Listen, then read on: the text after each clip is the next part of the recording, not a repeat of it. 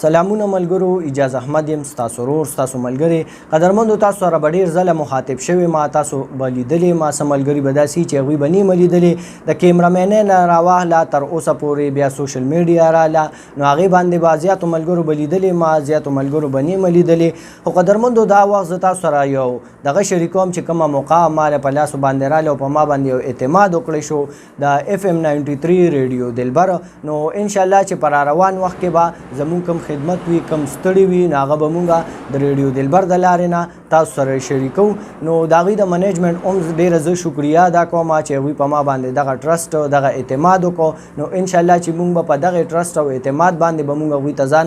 رسو. او بالکل زه تاسو ته ووایم چې د FM 93 ریډیو دلبر کوم ستړي دي، کوم خدمت دي په 2010 چې کوم سیلاب راغی، نو هغې کې د چا نه پټه نه ده چې هغې کوم